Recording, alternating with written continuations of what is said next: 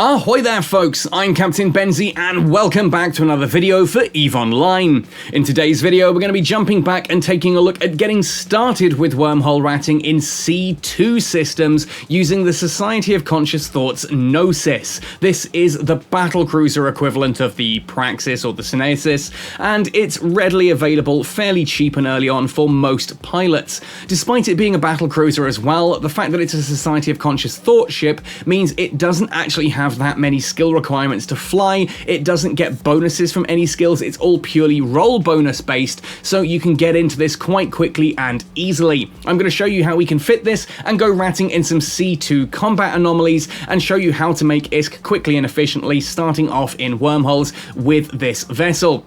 If you do enjoy this video, please let me know, hit like, drop a comment down below, both of those really help the channel out, and if you want to learn how you can go the extra mile to help support this channel and content like this, I'll talk about that later and explain why you get that really cool list of awesome people at the end of every video. If you are new to EVE Online and you haven't used a referral link already, click that in the description down below. It gives me a small cutback, gives you 1 million free skill points, and while you're down there you can join the Catskull community Discord as well and meet a load of like-minded pilots who will help you with EVE Online. Heck, even join the Catskull Cartel Corporation. Anyway, all of that said and done, let's jump right into talking about the Society of Conscious Thought's Gnosis in C2 J-Space ratting. Now, before we go too far into this one and start talking about the Gnosis and the fit, let's actually spend a brief moment to talk about what I mean by phrases like C2 J-Space ratting, because I'm aware that a lot of the people coming to this video are going to be fairly new to wormhole ratting in general, and thus a lot of the terminology probably needs a brief bit of priming before we go any further. If you are familiar with how wormholes work already, then you can skip ahead using the timestamps in the description down below. Otherwise, bear with me while I try to condense everything you're going to need to know about wormhole ratting into a very short period of time. So, wormholes obviously lead between what is referred to as K-space, known space, which is your typical EVE systems that have names, and J-space systems, the ones that start with J and then a whole bunch of numbers after. Some wormholes lead from K-space to K-space, some lead into these J-space systems. If you jump into a wormhole and the system name is something like J109321 or whatever, that is a J-space system. Now, those come in 6 different classes, C1 through C6, and that's kind of like a difficulty rating. Some of them do also have special effects in them, which will show up on your HUD just above where your capacitor and all that is. We're not going to focus too much on that in this video, but essentially you're looking for Class 2 systems. Now, if you're going to be taking wormholes seriously, I strongly recommend watching my video series on life in wormholes. I'll teach you how to scan them down, how to find them, how to figure out what kind of wormhole you're actually in, and how to use Tripwire, an incredibly powerful external website that is going to help you navigate through wormholes quickly, efficiently, and safely, and allow you to exit. All I say is if you ever jump into a wormhole, make sure to bookmark the exit before you do anything else. Otherwise, you're going to get stranded and need to contact the guys over at EVE Scout. I do also have a PDF I'm working on, so if you join the Catskull community Discord, linked in the description, select the EVE Online role and look for the Wormhole PDF channel. In the pinned messages, there's a PDF that kind of explains everything I know about wormholes. That said, so you've jumped into a wormhole, you've been lucky enough to find a C2, you've done some combat sites. How do you actually make ISK off that? Well, every enemy, or most enemies, will drop wreckages, and those wreckages will contain what is referred to as blue loot. This is sleeper loot. It's called blue loot because when you look at it in your inventory, it looks like various different blue icons. In fact, if I open up my inventory here on this ship, you should be able to see some of this on screen now, like these neural networks and sleeper data libraries. This is what is called blue loot. If it looks like this, it's blue loot. What do you do with that? Well, you go back out into K-space, back into those named systems that we're also familiar with. You right-click it and you view it on the market, and you look for buy orders. You look for buy orders that have nice round numbers and are thus NPC buy orders. You take your loot off to there and you sell it to those. You can sell at basically any station you like, but you're going to be selling to other players, and therefore you will be losing some profit because those players are looking to buy it cheap so that they can ship it out to the proper stations and make some profit. May as well cut out the middleman and just go for the full profit yourself, right? But there we are. That is what Sleeper Blue Loot is, and that's how you're going to be getting ISK. There are no bounties in J-Space. Anyway, all that said and done then, let's jump right into actually talking about the Gnosis itself. Now, as I mentioned earlier, the Society of Conscious Thought ships, SOCT, all have just roll bonuses. You don't get bonuses from like medium missile or anything like that. It's all through roll bonuses. So you can just kind of train into whatever you want to train and fit it whatever way you want to fit it. If we look at these roll bonuses, you'll see we get a flat 25% bonus to medium energy turret, medium hybrid turret, and medium projectile turret damage. So all types of turrets. If you want to go for railguns or beam lasers or autocannons, you're going to get bonuses.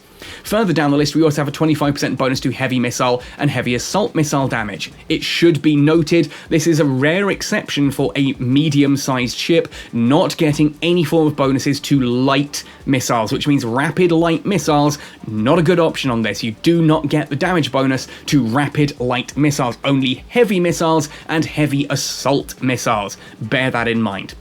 We do get a 50% bonus to Command Burst Area of Effect range. We'll talk about that a bit more later. 50% bonus to drone hit points and damage, so any drones that you happen to fit to this are actually going to be surprisingly damaging and have decent HP as well. And we get a 37.5% bonus to Core and Combat Scanner Probe Strength. Very useful when we're wormholing, because that means we're going to be able to use our core scanners to scan down wormholes and various different anomalies and things like that that we can jump to and do combat in, right?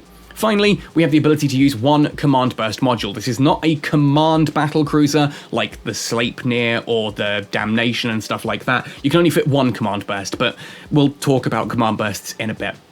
Interestingly enough, if we're looking at the ship characteristics here, it's a really weird spread. We've got medium, so primarily fitted with medium modules. It's a combat vessel, which means it has good damage and defenses, kind of the equivalent of something like a Moa or a Mala or a Thorax. We then have exploration, because it's got bonuses to the core and combat scanner probes. That said, I wouldn't really use this for hacking into sites and things like that, because you don't get the bonuses to those. There are better options out there. It can do it, but yeah, why would you? And it's a support ship. Hull's able to repair or assist other vessels in combat, recommended as force multipliers in fleet engagements thanks to the command burst. Again, we'll talk about that more later. We get bonuses to energy turrets, to hybrid turrets, to projectile turrets, and to missiles, so all weapon systems available, and drones. So whatever you're using, it's recommended you are training drone skills in the background as well if you're going to be using this. And it's armor or shields. It is equally capable in either option. So let's have a look at the fit then. Now, the fit that I'm going to be showcasing here is going to be copied into the description down below, so you can copy and paste that into game, into Python, and see how your skills are going to work with this or what you're going to need to train. What I mean by that, because I've not really showed this in a video before, is you can go into the description, highlight the entire fit that's down there, press Ctrl-C to copy it to your clipboard, then here in game, you come to this fitting screen, make sure you've clicked the little spanner here for browser, and then this import and export in the bottom left. Click on that and then import from clipboard. It'll load the full fit as I've got it in the description. Here, you can then just hit buy if you're somewhere like Jita and it'll buy everything that's on this list, or you can click simulate. And if you click simulate, it'll bring you to this screen and you'll get any little alerts up here about any skills that you're missing, so you can start training into those.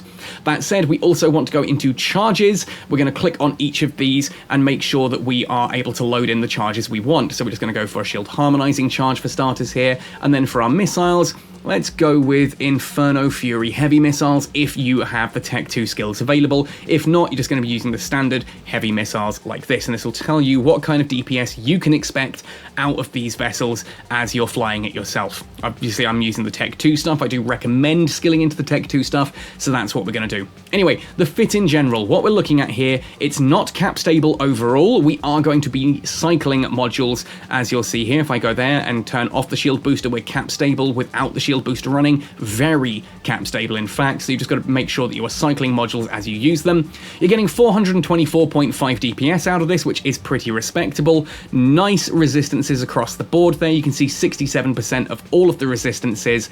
Good targeting, fairly fast moving actually for a battle cruiser, 421.9 meters per second, and of that 424.5 DPS, 213.7 of that is from the drones. You are going to want to be training your drone skills up as well. So let's examine the fit slot by slot.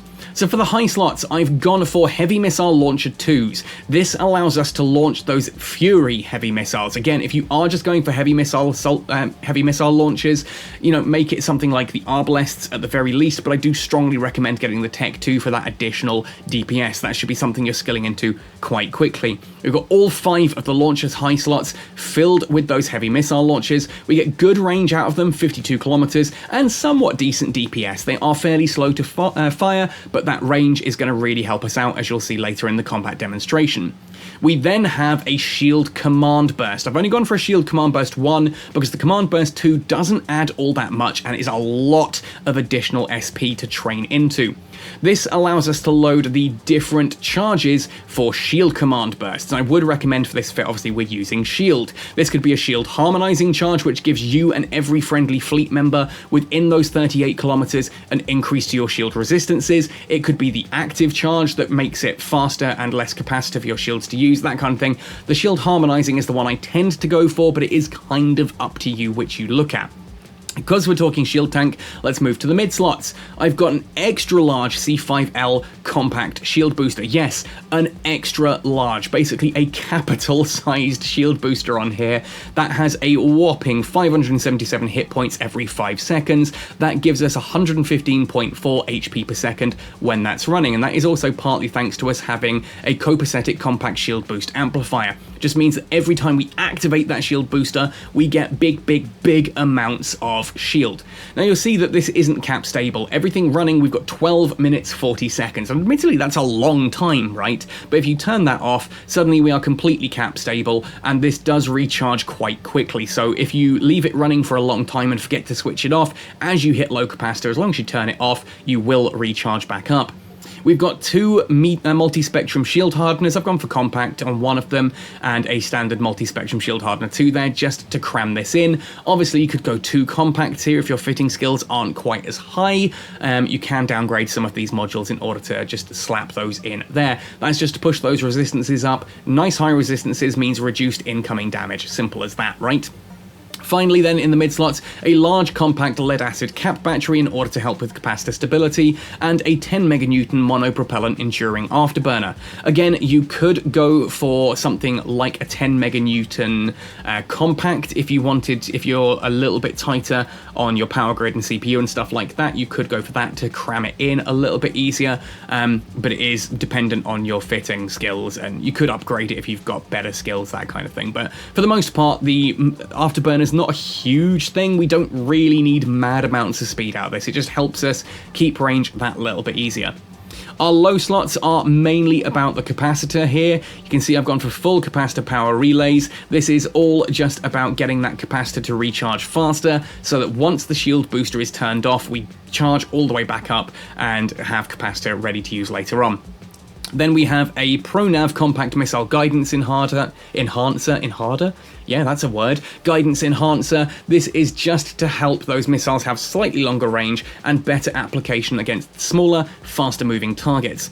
The final low slot then is an IFFA compact damage control. This could be a damage control 2, obviously if you have the skills and the fitting availability for it. It could even be a damage control 1. It's just about getting those resistances up that little bit higher, because otherwise we've got a spare low slot. If you're finding you're not taking much damage, you could theoretically pop this out for something like a ballistic control unit for a bit of extra DPS, or even a drone damage amplifier if your drone skills are better than your missile skills. It's up to you.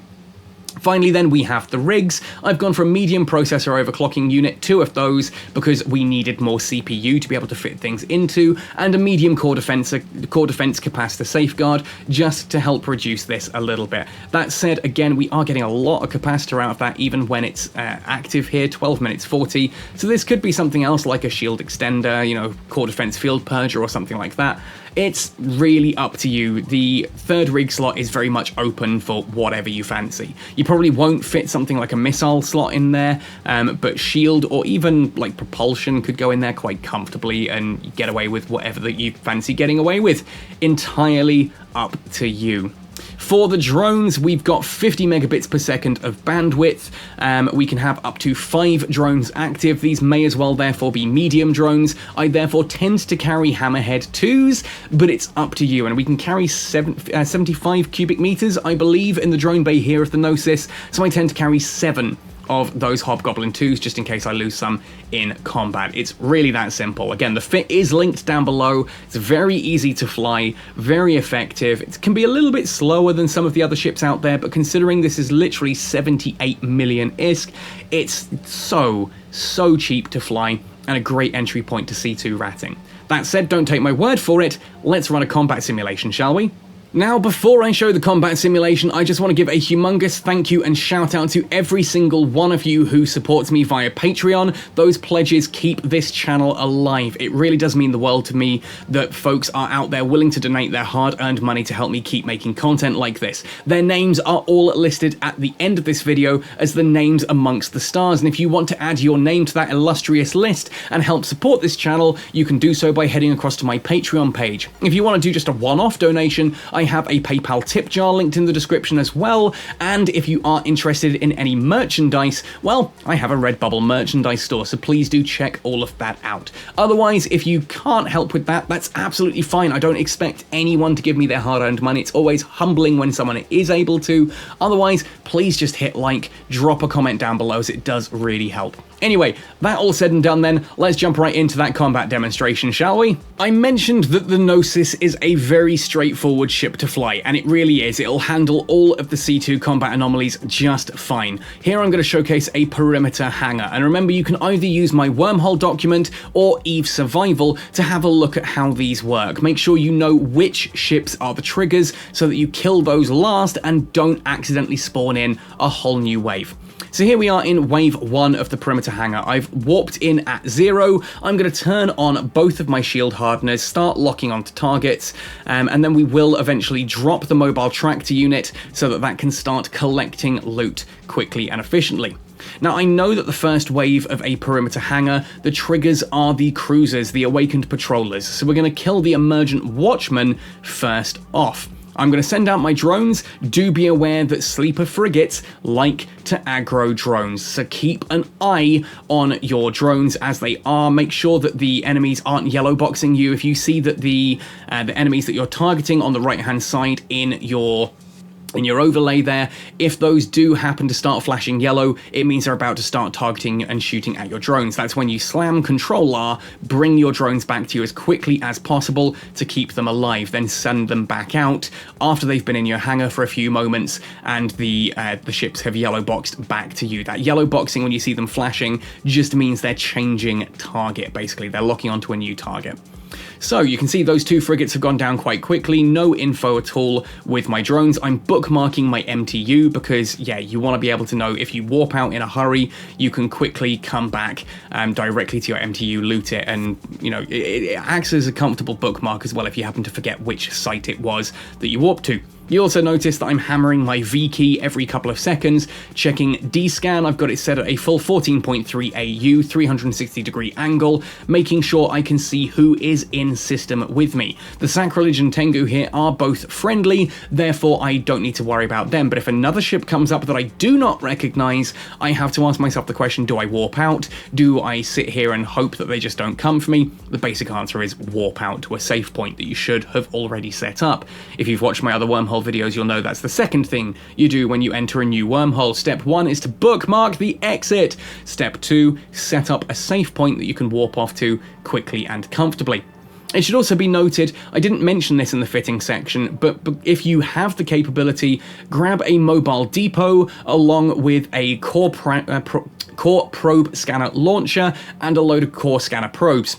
This means if you do end up finding that your wormhole has collapsed behind you and you've got no way out and you haven't scanned other things down, you can drop the mobile depot, refit out the shield command burst unit for the probe scanner, and then scan down your exit. And once you're out, you can then swap back to the shield command burst when you need it.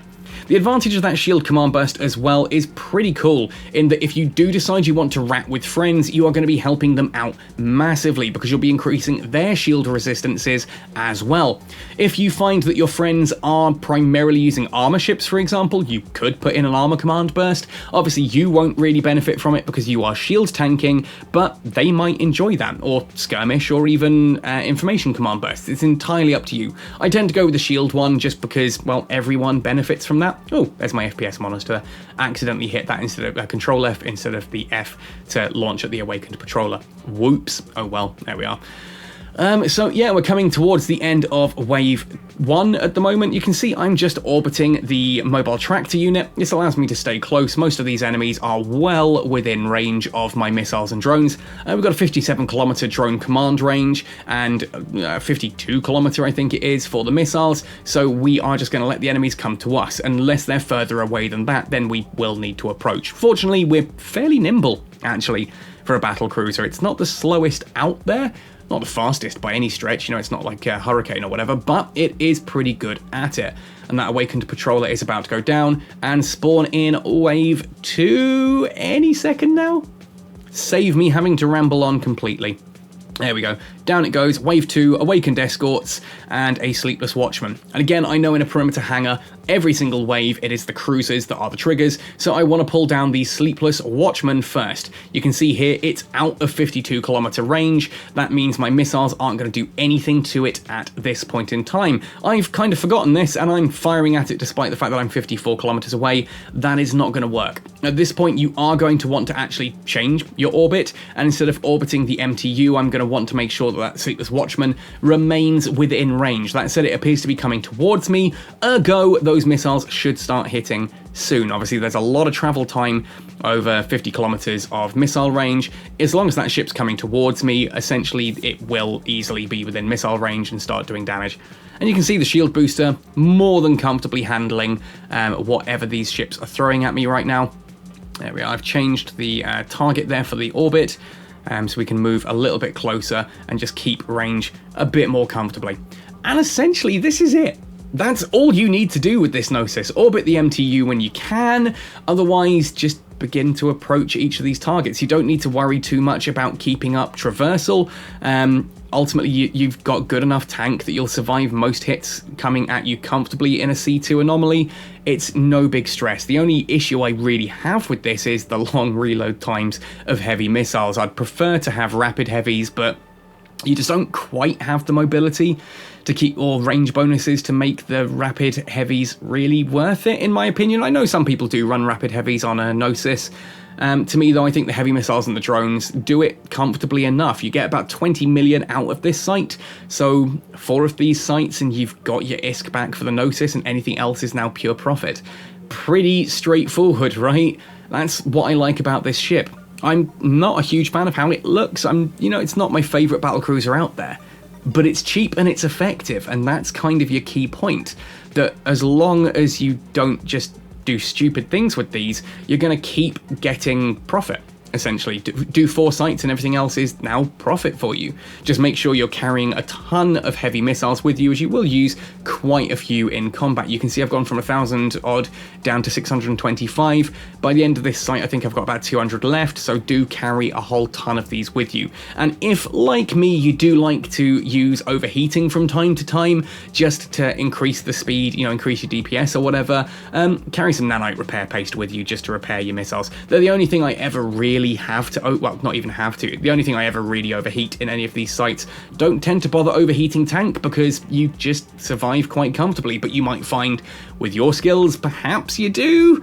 I don't know, obviously I'm fairly high on skill points at this point in time, but I do know this fit. I used to run this fit an awful lot when I first started wormholing, and I was a lot lower skills in a lot of these, like in things like missiles and shields and that back then. I know this fit does work, I just didn't get footage of it back then. It was one of those ships that I flew a lot and didn't think to make a video, and because it was an older laptop, not as good quality, I've come back and just redone the footage, re-recorded everything to make it all nice and pretty and flashy. We've got another ship on D-Scan, but I know that one's a friendly as well, because when I'm recording this, I'm sitting in voice comms on Discord talking to people, and we're communicating who's jumping in and out of systems, etc. So, but yeah, the final point to make, because we are using shield command bursts, if you want to solo C2s, this will do your job. You can't really solo C3s with this. You can sort of get away with it. You will probably need to overheat a bit on the sights, but it can theoretically do things like the Fortification Frontier Stronghold.